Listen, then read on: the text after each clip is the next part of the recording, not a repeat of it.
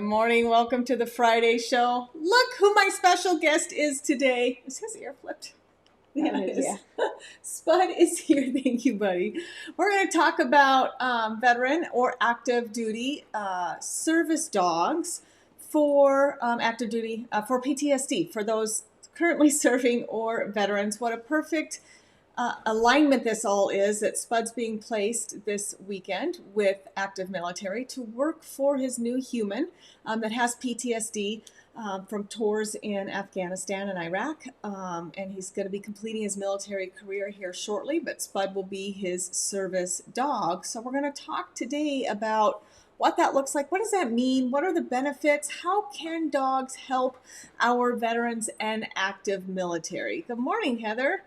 Good morning from rainy Kentucky. Oh my gosh, we just had a huge rainstorm too, and we flooded a little bit, and there was water. It's still wet here. We're still waiting for it to dry up. But there you go, Spuddy. Say good morning to everybody. Say good morning. Oh, yeah, yes, right in the face. I know. What? Where's your baby at? Where's your baby? Try to get your baby. Sit. Stay. He is loaded on a bench right now, so he will not be able to stay with us the entire time. There, do you want to hold your baby? No, he doesn't want his baby? Okay. He just says, I just don't want to sit on this bench the whole time. Again, our special guest, if you're joining, Spud, which we're going to be doing go-home lessons today. Get on there, Spud. Oh, this way. Go-home lessons today. He is being placed with active duty military man named Frank. I've been sharing that story on social media with you, and today's going to be another day filled with go-home lessons. We're going to work out in public today. We're going to practice his tasks that he was trained to do. So exciting day. Big old 80-pound Spud. My head looks small next to his. Doesn't it? Does it look small in real life, Jenna? Yeah. Yeah? It does. It looks small on the film. Let me know you guys are there. Check on in. Say hi to Spud before he goes. This is his last day at 4E Kennels. He will now be spending the night with Frank tonight, so we can do a smooth, gentle transition of handing him off so it's not so jolted and quick. So yesterday he spent some time with Frank. Today he's going to spend some time with Frank and me, and then spend the night with Frank, and then tomorrow we'll spend some more time together. Yes, and then Sunday he flies back to Virginia, where he will be living. People gonna say hi to you? Yes, everybody says hi to Spud. Yeah. All right, you could take him. All right, good boy, Spud. Thank you.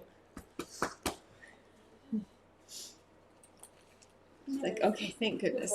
I'm rescued. I'm saved. All right. Oh, sorry here. All right. Well, let's get started talking about service dogs.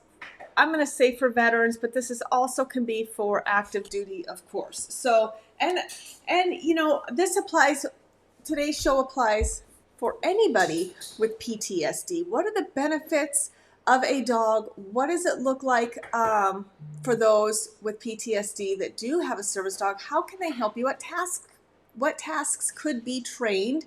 What's the difference between emotional support dog and service dog? We are going to tackle those questions today. So let me know if you think of any as we're going through. Please keep in mind as we're doing this too, if there's anybody you know, a veteran or not, that is suffering from PTSD, have them apply to our Healing Hearts. The number 4, the letter E, healinghearts.com. They can apply for a dog like Spud. We do donate trained service dogs to those in need. So you can jump on over and do that as well. PTSD is a leading cause of impaired quality of life and functioning among veterans. From 11 to 20% of veterans could be that have served in Iraq and Afghanistan conflicts have PTSD in a given year, and that is according to the Veteran Affairs. So that's a fairly significant number. Unfortunately, suicide rates among veterans is very high, so the goal is to provide relief to them through the power of a dog. PTSD in veterans. A wide variety of symptoms may be signs that you're experiencing post-traumatic stress disorder. The following are some of the most common symptoms of PTSD that you or those around you may have noticed. So, what are these symptoms and signs? It's really important to know what they are so that we can train a dog to help that. So feeling upset by things that remind you of what happened, having nightmares, vivid memories, or flashbacks of the event that make you feel like it's happening all over again. So you're kind of stuck in this loop of reliving it constantly, which sounds like hell, honestly. Feeling emotionally cut off from others. You don't feel like you can relate anymore because you've gone through this significant trauma. Feeling numb or losing interest in things you used to care about. Feeling constantly on guard. Feeling irritated or having angry outbursts. Having difficulty sleeping. Having trouble concentrating, and being jumpy or easily startled are some very common symptoms for those dealing with PTSD. So also with symptoms, though, it can affect other things in their life. It's not just the symptoms of the PTSD, but also how they may react to the symptoms that can disrupt their life. So they frequently avoid places or things. They become isolated. I mean, this is really, really sad that this is happening, that these men and women and their families are sacrificing for our freedom, and they come home and they feel like they can't go to the grocery store. So, avoiding places, events, and things because it's just too overwhelming is very common. Consistently drink or use drugs to numb your feelings, considering harming yourself or others. And I did say suicide amongst veterans with PTSD is significantly high, unfortunately. Start working all the time to occupy your mind, so they kind of just drown themselves in work, or they pull away from other people and become isolated. This is especially difficult when men or women come home to their partner and they come home a very different person, and trying to adjust to that reality. Marriages are broken, divorces happen. It's a struggle that I think so many keep hidden and silent. So, what are the difference between a service dog? So the question is, ultimately, how can we help? What is the difference between a service dog versus an emotional support animal? It's really important to know the difference, to talk about the difference. And especially if you're looking for a dog to help you, that you know the differences of these as well, so that you're not asking for something you actually don't want. So a service dog is covered by the ADA. They're specifically trained to help mitigate a disease or condition. In this case, it would be PTSD. The trained tasks are evident and seen, so you could give a dog a task on command and you can see that they are able to perform that function. Typically, service dogs, to be considered a service dog, it's at least 2 tasks are trained. They need to be realistic and reasonable. Dogs can't tell time. There's just things that dogs cannot do, and it's unfair to ask a dog to work for you in 15 different ways as well. So when we're looking for our recipients for our Healing Hearts, that is something we keep in mind. Are the expectations realistic, and is it fair to the dog? So we don't set the dog up or our client up to fail. Airplanes are not covered by ADA. They can technically refuse you to get on the airplane, but typically they do follow ADA standards and allow service dogs on the airplane. Emotional support animal, an ESA, is a pet. They're not trained specifically. They don't have rights. They haven't received public access training. They're just a pet. And so we just need to keep in mind, if you're going around asking for a therapy dog or emotional support animal, but you really mean service dog, we need to make sure you're using the correct verbiage and are asking for a service dog. If you just want a reliable family companion or pet, then you can say emotional support animal. The big difference is, if you're going to a breeder that does produce service facility therapy dogs, ESAs, it is important that we're choosing a puppy, a proper candidate, that we're honoring the dog and the breed. Think about the breed. We want a dog that's really human focused, that really, really wants to work with and for their human. And then within the breed, we need to choose the right puppy, because not all dogs are fit or up for this kind of work. There are dogs that are a little more independent. They could have confidence issues. Things we specifically look for when placing for our PTSD dogs is high confidence. so that they have the confidence to perform the tasks at hand, especially if you had to think about if the human is having confidence issues in public. We can't place them with the dog that has confidence issues in public. Now we're going to have two anxious beings, and they're not going to be able to help each other. They're going to feed off of each other. So we need a highly confident dog that's fairly, in a way, laid back, easygoing, bomb-proof.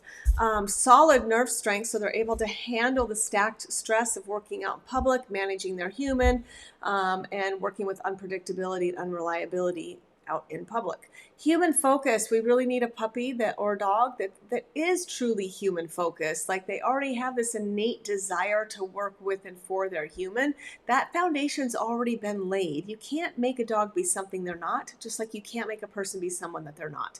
And so truly honoring the puppy initially is really crucial to making this a successful placement and match. We want them somewhat tender-hearted.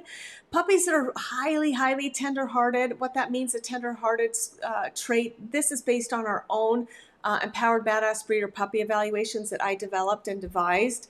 And we really focus on 12 temperament traits. One of them we call tender-heartedness. Don't be confused by if they're low tender-hearted, that means the dog won't love you, won't bond with you, won't want to be with you. What the tender-hearted score means is how much are your feelings and emotions, how much does that influence them? How much are they affected by that? Do they feel responsible for your intense human emotions? So if there's a lot of intense human emotions, which can happen with someone with PTSD, we don't want a highly tender-hearted dog because it just breaks them down over time and gives them anxiety and a feeling of worthlessness, essentially, because they feel like I should be able to help you and I can't. And so we just don't want that tender of a puppy, that sensitive of a puppy to human emotions, but a little bit is good because we want them to be really in tune with their human, their handler, right? So a little bit of tender-hearted, but not really, really tender-hearted.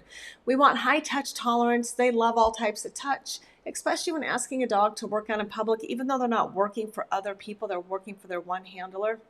There's a lot of stimuli with, physical touch, whether it's putting a vest on, putting their shoes on, putting their gear on, they accidentally get their tail stepped on. People will just come up out of nowhere and start petting your dog, even though they're not supposed to. So there's a lot of human touch. Now, beyond just working in public, there is for their handler as well. One of the main things PTSD dogs are trained to do is what's called DPT, deep pressure therapy, to lay on you, to lean on you, to provide some type of pressure using their body weight. And so we really need a dog that loves all types of handling, loves that kind of affection truly, and not all dogs do. Some dogs are very, very happy just being within eyesight. They don't need to all be up in your business. Some dogs do have personal space, others do not. And so we prefer dogs that have no personal space, like Mr. Spuddy Duddy. He has no personal space. This is the dog that's going to be placed today, throughout the weekend. And these were things we chose him specifically for as well. He has high touch tolerance, low sight and sound sensitivity. That's the last one we look for.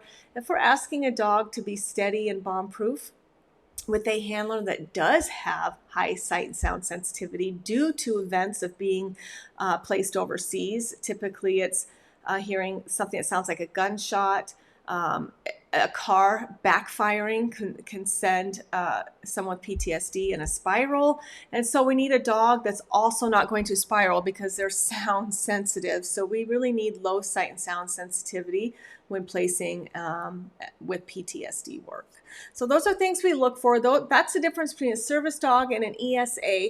Those temperament traits should be for either ESA or service dog. But the service dog then goes into training and is trained for, the earliest we place them is 1 year old. So from 8 weeks old to 1 year, they are in training specifically to perform these tasks and for high obedience and public access work. And it's giving them life skills. They really need to experience things over and over so that when they are with their handler, they've been given the necessary life skills. They're flexible, adaptable. They've seen a lot already and have experienced a lot. And that has been managed with one of our trainers to to ensure the successful placement. So, all right, so the benefits of a PTSD dog is, where is my slide, you guys? I lost my slide. Let me just read these off here. I thought I was all right, here we are. So the benefits are grounding their handler during a flashback. So that could be deep pressure therapy as well. It could be separate. Sometimes there's a handle on a dog, even something that the handler can focus on, like an actual handle on the vest, can be life-changing, or a tether strap that they can grab and hold and focus on the dog can really help lessen the severity of a flashback for someone suffering with PTSD.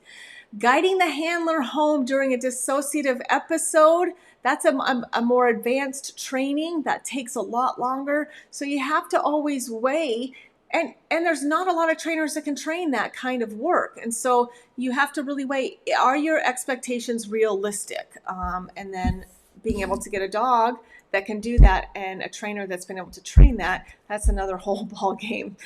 Initiating tactile intervention when a handler experiences sensory overload. So a dog can be specifically trained to, again, interrupt if you start rocking, if you start tapping, if you're agitated, because a trainer can mimic that, right? Like I can mimic rocking or tapping my foot or tapping my hand, my fingers. I can replicate that, so we can train with consistency when a dog sees that to break that up, to disrupt that behavior, which the goal is then to help their handler refocus and come out of these episodes faster, and that they're not as severe because the dog is there trying to interrupt and refocus you before you spiral too deep and it becomes a much more difficult episode.